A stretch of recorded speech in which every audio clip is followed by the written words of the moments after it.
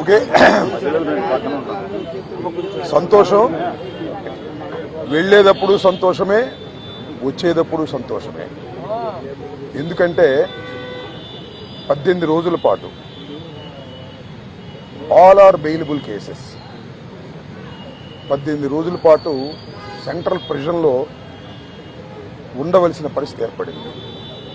దీనికి కారణం ఈ ప్రభుత్వం, పోలీసులు కుమ్మక్కై చేసినటువంటి సంఘటనలు.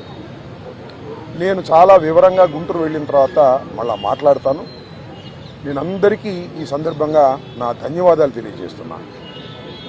నాకు ఎవరైతే సపోర్ట్ చేశారో ఈ సంఘటనలో, ఎవరైతే మద్దతు పలికారో వారందరికీ నా హృదయపూర్వక ధన్యవాదాలు. అలాగే కొంతమంది మద్దతు పలకలేదు, వారికి కూడా నా ధన్యవాదాలు. వారు ఏమన్నారంటే పెద్ద మాట అన్నారు, దానికి కూడా నేను గుంటూరు వెళ్ళిన సమాధానం చెప్తా. అదేమన్నారంటే అసహ్యంగా మాట్లాడితే దాడులు చేయరా అని. అసహ్యంగా మాట్లాడితే దాడులు చేయదలుచుకుంటే ఎంతమంది మీద చేయాలి? అసహ్యంగా మాట్లాడే వాళ్ళ మీద. అది ఒక అంశం. వాళ్ళకి కూడా నేను రేపు నా సమాధానాన్ని తప్పనిసరిగా చెప్తా. 18 రోజులు నన్ను జైల్లో పెడితే నేను భయపడతాననుకున్నారేమో. భయపడే ప్రశ్న ఈ అంబటి రాంబాబుకు ఉద్భవించదని మనవి చేస్తున్నా. ఎందుకంటే ఈ చంద్రబాబు నాయుడు గారి ప్రభుత్వం వచ్చినప్పుడే జైల్లో ఉండటానికి సిద్ధపడ్డానని కూడా ఈ సందర్భంగా మనవి చేస్తున్నా. నన్ను హింసించాలని, నన్ను జైల్లో పెట్టాలని చంద్రబాబు, లోకేష్ ఎప్పటి నుంచో ప్రయత్నం చేస్తున్నారు. ఎక్కడో దొరికాను, లోపల పెట్టారు. చూద్దాం, టైం విల్ కమ్ అగైన్. పరిస్థితులు మళ్ళా మారతాయి. ఈ పాపానికి వారు పరిష్కారం చేయక తప్పదని కూడా ఈ సందర్భంగా నేను మనవి చేస్తున్నాను. రాజమండ్రి సెంట్రల్ ప్రిజన్ నాకు పట్టుదలను పెంచే ఒక శిక్షణా కేంద్రం అని కూడా ఈ సందర్భంగా నేను మనవి చేస్తున్నాను.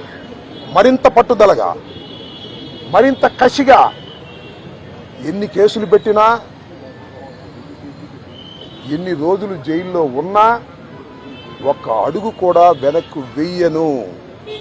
జగన్మోహన్ రెడ్డి గారి నాయకత్వంలో ఈ కూటమి ప్రభుత్వాన్ని ప్రజాస్వామ్యబద్ధంగా కూల్చేంత వరకు ఈ పోరాటం ఆగదు.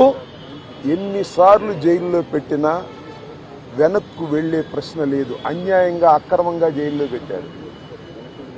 నా ఇల్లు దహనం చేయడానికి ప్రయత్నం చేశారు, నా కార్లు బగలగొట్టారు, నా ఆఫీస్ బగలగొట్టారు, నా పెళ్ళాం బిడ్డల్ని తరిమి కొట్టారు, నన్ను చంపడానికి ప్రయత్నం చేశారు, తీసుకొచ్చి జైల్లో పెట్టారు.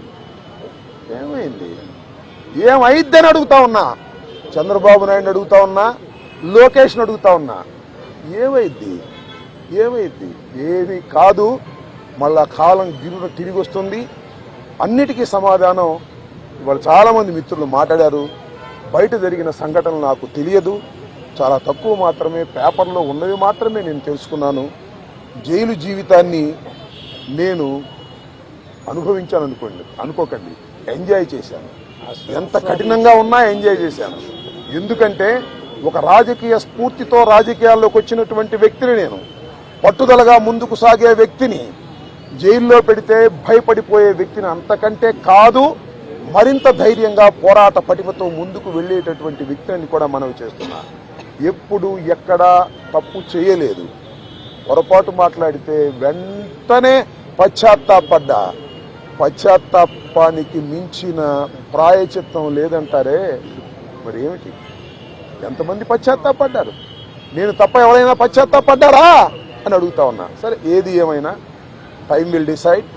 ఒకటి మాత్రం నేను చెప్పదలుచుకున్నాను, నాకు ఈ సందర్భంగా సపోర్ట్ చేసినటువంటి వారందరికీ కూడా పేరు పేరున నా హృదయపూర్వక నమస్కారాలు, ధన్యవాదాలు. నా పార్టీ కానివారు కూడా నన్ను సపోర్ట్ చేశారు. దాడులు చేయటం తప్పన్నారు, దాడులు అన్యాయం అన్నారు. ఒకవేళ తప్పు మాట్లాడితే కేసు పెట్టి లోపల పెట్టాలి కదా, ఇంటి మీద దాడి ఏంటి అన్నారు. దాడి చేసిన వాళ్ళకు బెయిల్ వచ్చింది. దాడి చేయించుకున్న నాకు 18 రోజుల తర్వాత బెయిల్ వచ్చింది. ఏం చేయగలిగారు? ఏం చేస్తారు? దేనికైనా సిద్ధపడి రాజకీయాల్లో జగన్మోహన్ రెడ్డి వెంట నడుస్తున్నటువంటి వ్యక్తులం. ఆ రోజు రాజశేఖర రెడ్డి వెంట నడిచాం, ఇవాళ జగన్మోహన్ రెడ్డి గారి వెంట నడుస్తాం, తుదకంటూ నడుస్తాం. బొందిలో ప్రాణం ఉన్నంత వరకు జగన్ వెంట నడుస్తాం. ఏ విషయాన్నైనా, ఎన్ని కుట్రలనైనా, ఎన్ని కుతంత్రాలనైనా ఎదుర్కోవడానికి సిద్ధంగా ఉన్నామని కూడా ఈ సందర్భంగా మనవి చేస్తున్నాను. అందరికీ నా హృదయపూర్వకమైన ధన్యవాదాలు ఈ సందర్భంగా తెలియజేసుకుంటున్నాను. మళ్ళా రేపు వివరంగా గుంటూరులో ప్రతి విషయం గురించి కూడా నేను మాట్లాడతాను. ఇంకొన్ని అడిగితే అడగండి.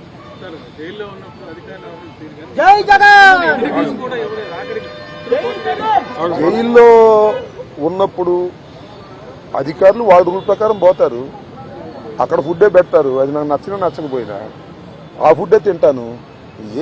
కలకాలం తింటాను ఆ ఫుడ్.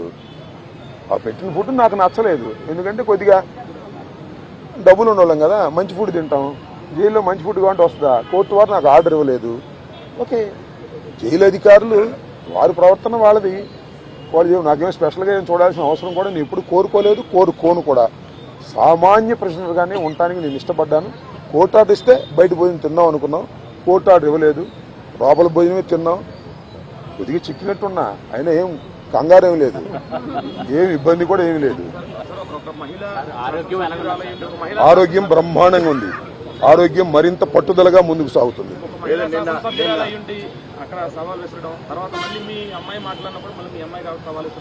సరే, ఇప్పుడు వాళ్ళ గురించి వాళ్ళని ఉపయోగం ఉంది. చంద్రబాబు మానిటర్ చేశాడు, లోకేష్ మానిటర్ చేశాడు దాడిని. కరెక్ట్ గా చెప్తున్నా నేను, చంద్రబాబు లోకేష్ మానిటర్ చేశారు దాడిని. 7 గంటల సేపు నా ఇంటి దగ్గర దాడి జరిగింది. 7 hours పోలీసులు ఉన్నారు అక్కడ. ఇంతకన్నా ప్రజాస్వామ్యంలో ఏం కావాలి చెప్పండి, నాకు అర్థం కాల. 5 గంటలకు వచ్చి 12 గంటలకు వెళ్ళారు. తెలుగుదేశం కార్యకర్తలనండి, దుండగులనండి, దుర్మార్గులనండి, గంజాయి బ్యాచ్ అనండి, పోలీసులందరూ అక్కడే ఉన్నారు. వాళ్ళ సమక్షంలోనే దాడి జరిగింది, వాళ్ళ రక్షణలోనే దాడి జరిగింది. మీ అందరికీ తెలుసు, నేను ప్రత్యేకంగా చెప్పాల్సిన అవసరం లేదు. బట్ నేను 11వ తారీఖున రాత్రి 10:20 నిమిషాలకు నేను అరెస్ట్ అయిన దగ్గర నుంచి ఇప్పుడు వరకు ఏం జరిగిందో బయట ప్రపంచంలో నాకు లిటిల్ నాలెడ్జ్ ఉంది. అంటే పేపర్ నాలెడ్జ్ తప్ప నాకు ఎవరు ఏమీ నాలెడ్జ్ ఇవ్వలేదు. కాబట్టి ఈ నాలెడ్జ్ అంతా తెలుసుకుని రేపు చాలా వివరంగా, చాలా సుదీర్ఘంగా నేను నా ఆవేదన అనండి, నా కోపం అనండి, నా బాధ అనండి, నా ఆర్గ్యుమెంట్ అనండి ప్రజల ముందు పెడతాను. ఎందుకంటే ప్రజల ముందు ఎందుకు పెట్టాలంటే ప్రజలకు అర్థం కావాలి, నేనేమిటో తెలుసు. అయినా ఇప్పుడు జరిగినటువంటి సంఘటనలో చాలా పత్రికలు రాస్తున్నాయి కదా నా మీద, వాటన్నిటికీ ప్రజలకు చెప్పుకోవలసినటువంటి బాధ్యత నాకు ఉంది. కాబట్టి రేపు చాలా క్షుణ్ణంగా చెప్తాను. చెప్పండి.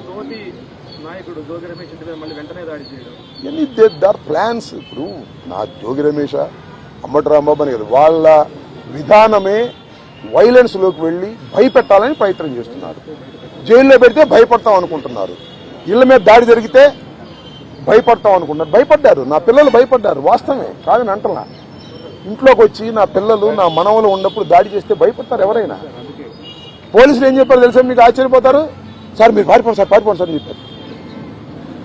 రక్షించాల్సిన పోలీసులు ఆ గంగా వెంకటేశ్వరులు ఆయన, తెలుగుదేశం ఆయన, పారిపోండి సార్ అంటాడు. మీరు గోడ దిగి వెళ్తారా అని చెబుతున్నాను. నన్ను గోడ దిగి వెళ్ళకంటే సావటం బెటరాయా అని చెప్పా. అది నువ్వే కదా దాడి చేస్తుందని చెప్పా. ఏంది ఇదంతా? అంతా చాలా వికృతంగా ఆటవిక రాజ్యంగా మీరు చేశారు. వీటన్నిటికీ ప్రజాస్వామ్యంలో అన్నిటికీ సమాధానం వస్తుంది ఒక రోజున. వాడికి తప్పనిసరిగా సమాధానం చెబుతాం. మీరు కేసులు పెట్టి భయపెట్టాలనుకున్నారు, భయపడం, మరింత ధైర్యంగా ముందుకు సాగుతామని కూడా ఈ సందర్భంగా మరోసారి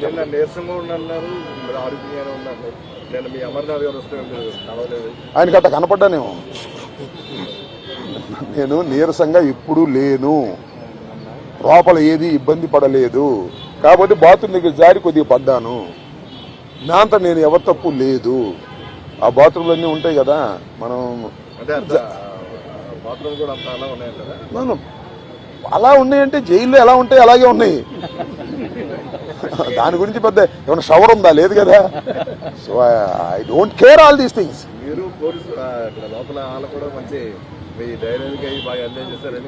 ఐ డోంట్ నో దట్.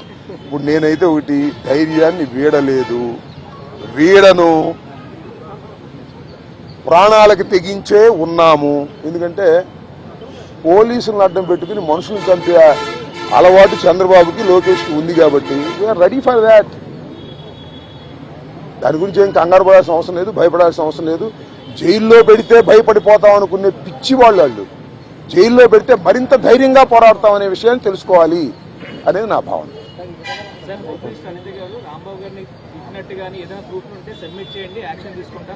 చూశారుగా మీరు, సోషల్ మీడియాలో చూడలేదా? నన్ను తిడతా ఒక ఆమె వీర విహారం చేసింది. వాళ్ళు కళ్ళుండి గుడ్డి వాళ్ళు పక్షపాతంగా వ్యవహరిస్తున్నారు. హోంమంత్రి చేతిలో ఉంది గది గుడ్డి మైక్ తప్ప. ఆమె మైక్ హోంమంత్రి, అంతా లోకేష్ చంద్రబాబు కదా మానిటర్ చేసేది. ఆమెం చేస్తా పాపం.